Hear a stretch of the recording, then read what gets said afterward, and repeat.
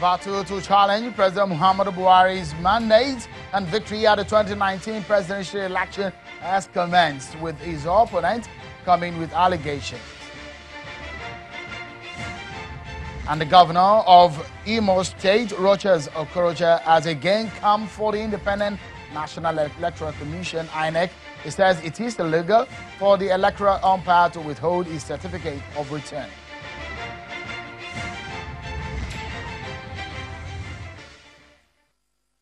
Hello, everyone, and welcome to the program. It's good to be back home. This is Politics Today, live on Channels Television. We're at our global headquarters in Lagos. I'm Sean Okimbaloye, back on the program. Many thanks to my colleague, Kayode Okikiolu, for standing in for me for the past few days. Many thanks, everyone, back home, where we discuss and talk about Nigeria's leading stories in the political landscape. We continue with our countdown to the May 29 inauguration. It is 21 days to the day, and we are monitoring the activities and events leading up to the day. It's not going to be President Muhammadu Buhari who is going to be inaugurated for his second term in office.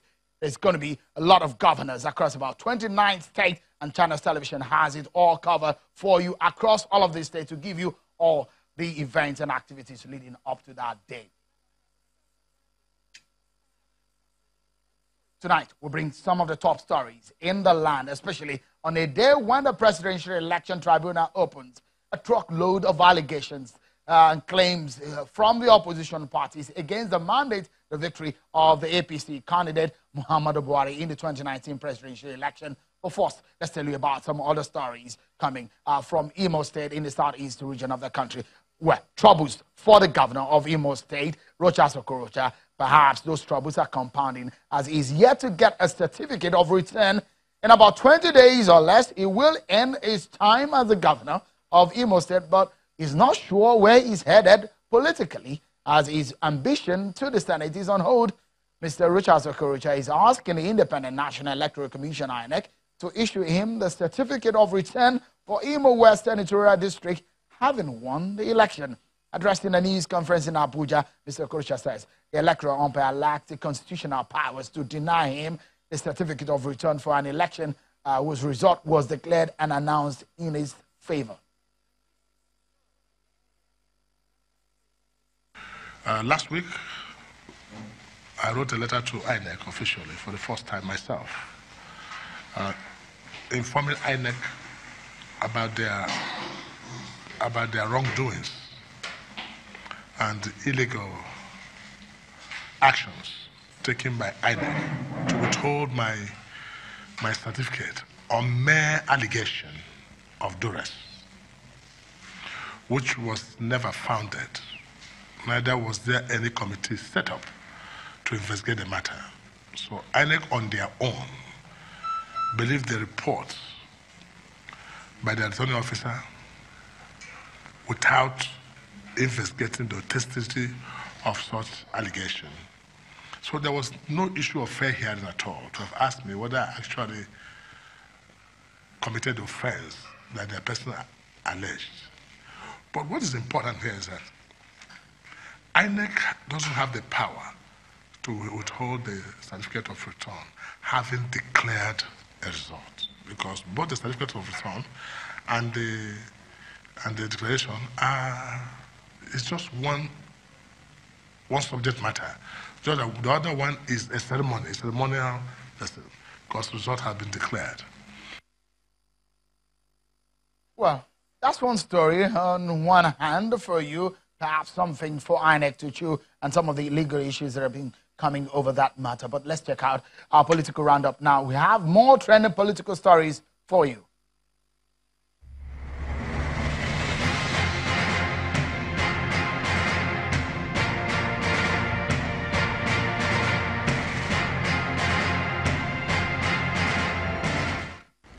President Muhammadu Buhari has inaugurated the board of the Northeast Development Commission, NEDC. The commission has retired Major General Paul Terfa as chairman. President Buhari says the inauguration is in fulfillment of the promise and a show of appreciation to the people for their massive electoral support, as well as a strategy to rebuild the Northeast region. The Senate has resolved to summon the Minister of Health, Professor Isaac Adewale, to brief it on the current state of facilities and healthcare services in the nation's hospitals. This follows a motion sponsored by Senator David Umaru on the alarming report on poor quality of services in the country's teaching hospitals contained in a national newspaper. A three-man newly constituted governorship election petition tribunal in Ogun State, headed by Justice Josephine Coker, has commenced sitting at the State High Court 8 in Abeokuta, the state capital. Addressing counsels during the inaugural sitting, the chairman of the panel appealed for cooperation, just as she assured all parties of fair hearing. The Senate has lauded the new Nigerian Financial Intelligence Unit NFIU guidelines, which it believes will promote good governance at the local government level and restore grassroots governance. A motion sponsored by Senator Sabi Abdullahi described the NFIU, which is domiciled with the Central Bank of Nigeria, as capable of ensuring financial responsibility at all levels of government. The NFIU bill was signed into law by President Muhammadu Buhari in 2018, and the unit is saddled with the responsibility of requesting, receiving, analyzing and disseminating financial intelligence reports to combat terrorism, insecurity and corruption. What is happening at the local level is because those space, the governance system in those space have collapsed. And I think the intent of the Constitution is clearly to support the local government in a way so that they can begin to provide one or two services and therefore help our citizens to have their source of livelihood guaranteed.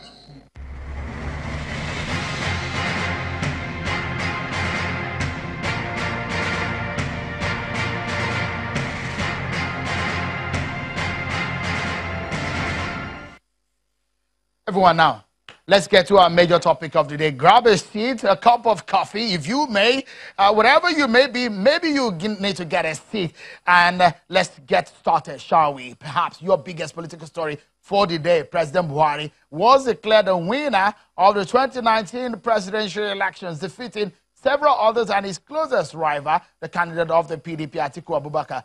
But some opposition parties, including Mr. Atiku Abubakar, are not happy with the outcome of the process to the presidential election and the victory of Muhammadu Buhari. Well, and they've started to challenge that victory. The Presidential Election Petition Tribunal has formally commenced hearing in the petitions filed by the People's Democratic Party and its candidate in the February presidential election, Alhaji Atiku Abubakar, against the victory of President Muhammadu Buhari. In an opening address, the president of the appeal court, Justice Zainab Bakachua, says the tribunal will adhere strictly to the rule of law in the dispatch of the cases before it.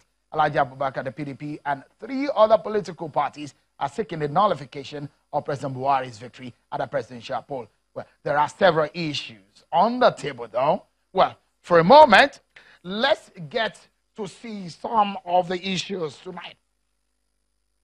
I'm going to show you a few of the issues that are contending that we might be discussing tonight on the program. Of course, these are some of the people who are contending and challenging the victory of President Muhammadu Buhari. The legal challenge has opened. You know, the election was February and March of this year. But what may be a landmark scenario is playing out in the courtroom against what has happened on the field at the election. So these men are not happy with their political party. Majorly, this man, PDP's candidate Atiku Abubakar, they are in court right now and facing the tribunal on some of the issues. We will show you some of the allegations raised by them. But majorly, you'll be wondering, President Muhammadu Buhari must perhaps have some issues on his mind. Most of these issues, federal cabinet, a lot of people know that he might be planning to rejig his cabinet. Maybe not the exact set of people that he has presently now will go with him into the second term.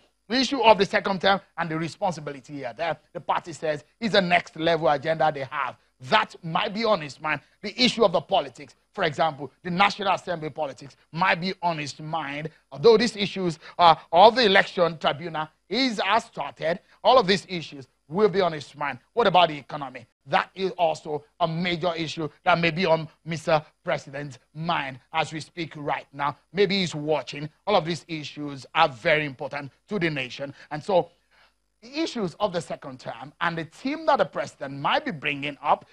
Out of some of these people, a few of them, you can see their faces here, members of the president's cabinet, who amidst all of these men who may be cut for the second term in office. Is he going to rejig? Are we going to find new faces? Are we going to have some of these guys returning to the cabinet?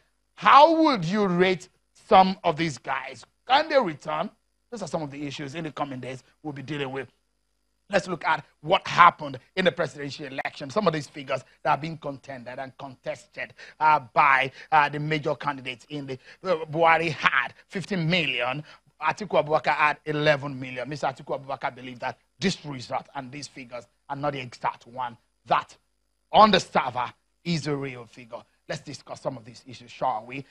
Joining me from our Abuja studio, our panel tonight on the program, Mr. Daniel Buala, a lawyer and a member of the APC, and also Mr. Austin Okai, a member of the PDP, also a lawyer. He's a public affairs analyst. Both of them are from our Abuja studio. Thank you so much for joining us today on the program. Good to see you, Mr. Buala. Let's begin with you in the conversation. With some of the issues that have been raised, and perhaps some of the petitions raised by the PDP, if we show you on the screen, allegations of the irregularities and corrupt practices before and during the election, allegations of the data on the INEC server on the back end, which they say does not correlate with what was released by INEC, with what has happened and the opening of the tribunal today.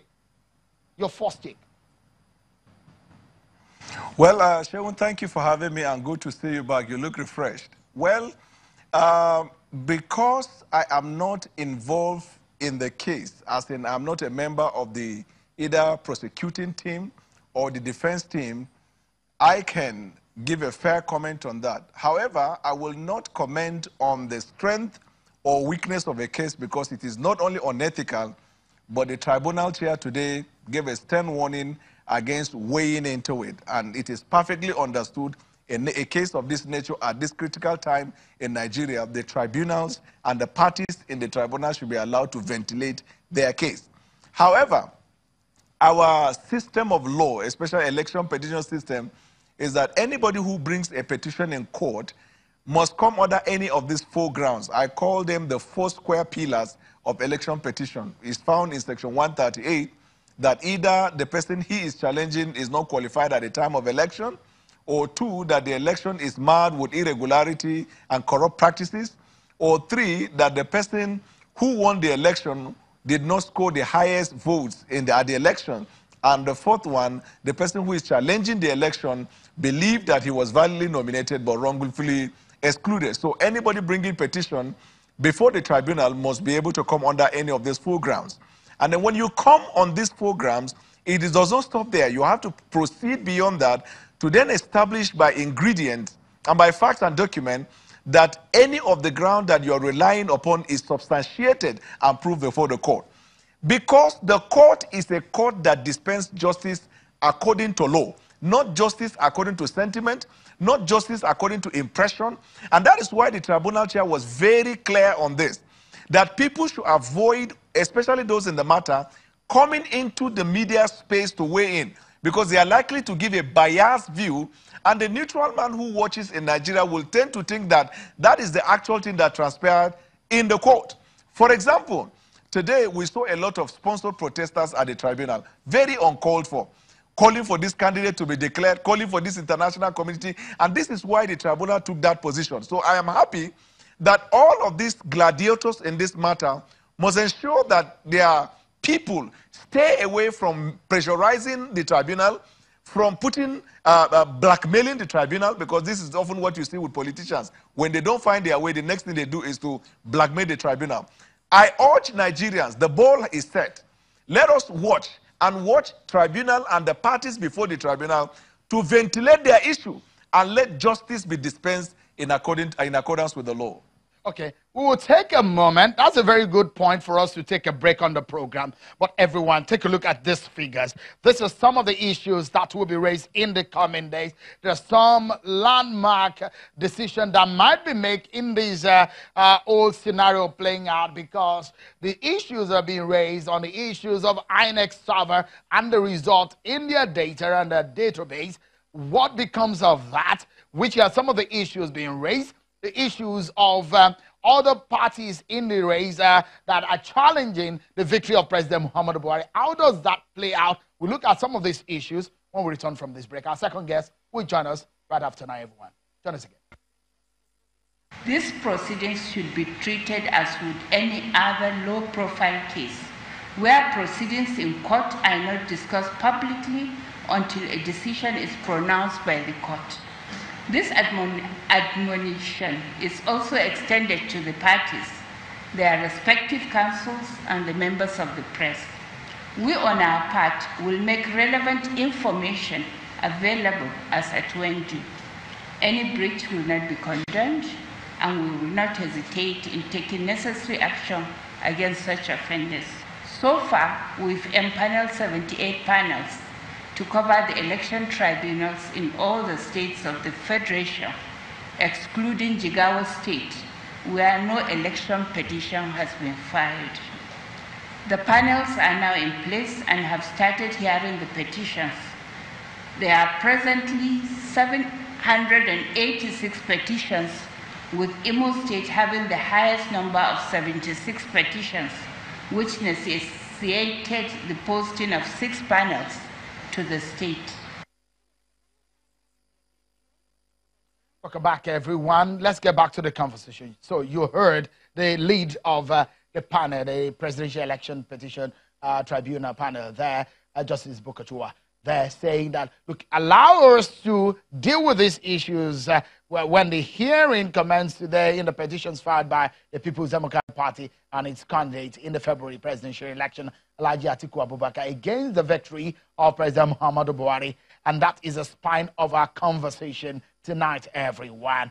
Difficult for you to ignore the biggest political story in the land, not talking about the merit of what is going to be discussed in the courtroom, but some of the periphery of the issues that we're looking at tonight on the program. Let's quickly talk to Mr. Austin Okai, who joins us via telephone. I understand that he's unable, due to some logistics, unable to get to the studio. Mr. Okai, thank you so much for joining us on the program today. So the petition tribunal opened today. Your immediate take, especially from the perspective of the People's Democratic Party. Yeah, thank you, Shegun, for having me. Thank you, Nigerian. I listened carefully to the other speakers in the studio, and it's not about the chairman or the president of the chairman of the tribunal talking top. It's about compelling the INEC to do the right thing. Before now, we have heard the case of where INEC is depriving the candidate of People's Democratic Party, Alhaji Atiku Abubakar, having access to the electoral materials. You heard of it. In that case, he has no option than to cry to Nigerians and cry to the world, crying to the media over what he said. Secondly, we have the case where PDP is accusing INEC of wiping the cyber. This is a serious case.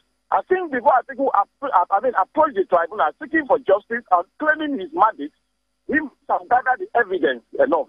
And those part of those evidences about what we are hearing are being tampered by the INEC. So there's nothing condemning, or it's not about blaming the media, or it's not about blaming one party of trying to or running to the media. It's about do the right thing. So what will he do? He has no option than to talk to the media. So that is what is going on. I think his honest lies on INEC, the tribunal chairman, to stand tall and live above God and ensure the right thing is done. Because I heard that say that no matter how election was conducted, there must be complaint. No, that statement is not good enough. That statement is not good enough. He too has to be seen neutral. That is the situation on ground. I think going to meet should not be condemned. That shouldn't be the problem. The real problem here is INEC to do the right thing and comply with whatever tribunal say or any court order that whether the candidate of the candidate of APC got obtained or the candidate of PDP. If the right thing is being done, I don't think any of these characters in question will rush into media or will engage in a media trial. Thank you, sir. Mr. Okay, again, a lot of issues without having to take on the job of the lawyers or the judges in this case right here on this platform. We're known to stickler for the rule of law and the right thing, especially as the laws of Nigeria are concerned. And so let's talk about the premise in which the constitution of the panel is affirmed and the atmosphere for which this tribunal will operate. You've raised some issues. Are you satisfied from your party's point of view and some of the issues that are being raised outside of what the tribunal is talking about? Are you weary of anything? For example, we didn't see any kind of these kind of issues challenging the presidential election result in 2015. Is it a tall order for your party on this one? Yes, because there was a transparency. The election was so transparent that is not the thing. And Nigerians and the world, even democratic community, were expecting that the President Muhammad Buhari, His Excellency, President Muhammad Buhari, will build on the foundation laid by the PDP government and the former president, Goodluck Ebele Jonathan. But we have an election that was marred with irregularity. I do not think that Atiku, the president, the candidate of the PDP, will go to court just for going to court sake. It also involves funding, as you know that. Nobody will just finish an election now and go to court without you have any reason. There are a lot of evidences. And I think the right thing to do is for the tribunal to be seen neutral. And the tribunal or the INEC is not standing on the neutral point of view. There is nothing anybody can do than to cry to the public to ensure the right thing is done. There was a lot of irregularities and so many reports, okay, look at it now. The issue of cyber. In 2018 budget, there was a provision for the INEC cyber. And today, the INEC chairman is saying there is nothing of such. I don't know, you get it now. So how do the TVC transmit results to the INEC headquarters? If there is no cyber, what do they... Mr. Okai, yeah, just a moment. All your thoughts. Let me go back to Mr. Daniel Bwala. If my producer gives us some of the claims and the petitions being raised by the People's Democratic Party in this case, perhaps some of your closing moments, closing thoughts on the program, Mr. Bwala, and the premise in which this tribunal has been formed. Are you satisfied? You're a lawyer. Are you satisfied with the climate that is giving us this process? Let me be very honest with you. All of my life as a legal practitioner, I've never been the type that question the integrity of the judge or a tribunal, because I understand too well that even if a judge or a tribunal is biased, that is the trial court in the matter. There is a court above it that you can take up your matter and argue. What the fellow that has just spoken has said is one of the many unfortunate things that we are saying today. Now, even if you think that you have INEC failed to honor the order, failed to listen to you, that is why those lawyers are in that tribunal. They know better than the person that has just spoken. They are respectable and lawyers. They will argue the matter. And if they don't get it, they will go to the Supreme Court. Any attempt you see to put pressure on the tribunal outside of the courtroom, it is a targeted plan to incite the public to weigh in on the matter and try to prejudice the mind of the tribunal, thinking that by so doing they will intimidate the court. But let me promise you, Shoyun, across the length and breadth of Nigeria this year, the judiciary will rise to occasion. From all political parties, people will not be able to succeed in intimidating tribunal. They will dispense justice according to law. If you are not satisfied with the decision of a court, go to the court above it. We must leave it at that. Many thanks, Mr. Austin Okai, for talking to us, and also Mr. Daniel Bwala. Thank you so much, both of you, for creating this time to talk to us on the program tonight. Well, the tribunal is opened. If you take a look at that screen again, those figures are there. They will matter in the coming days. Might be some of the premise on which that case at the tribunal is being discussed. And so that's how we'll leave it, everyone. Many thanks for watching. I'm Sean Kimale. Bye-bye.